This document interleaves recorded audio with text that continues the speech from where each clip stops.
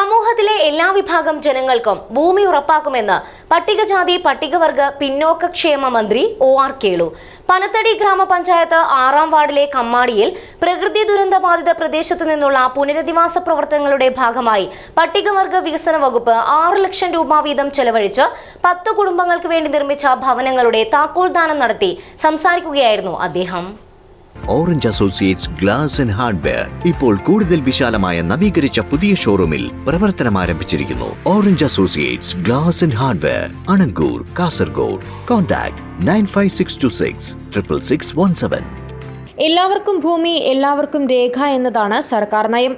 കേരളത്തിലെ മുഴുവൻ താലൂക്കുകളിലും നടക്കുന്ന പട്ടയം നൽകൽ, അദാലത്ത് നടപടികളിലൂടെ എല്ലാ വിഭാഗം ജനങ്ങളുടെയും ഭൂമി സംബന്ധമായ പ്രശ്നങ്ങൾ പരിഹരിച്ച് മുഴുവൻ ആളുകൾക്കും ഭൂമി ലഭ്യമാക്കാൻ ആവശ്യമായ നടപടികളാണ് സർക്കാർ സ്വീകരിക്കുന്നതെന്നും മന്ത്രി പറഞ്ഞു.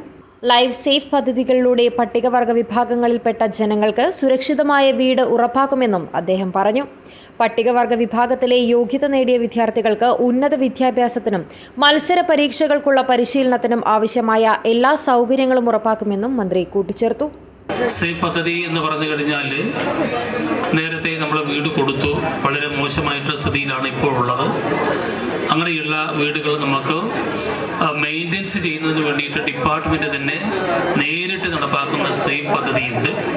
ആ പദ്ധതി നമുക്ക് നല്ല രീതിയിൽ നമുക്ക് പ്രയോജനപ്പെടുത്താൻ വേണ്ടിയിട്ട് സാധിക്കും.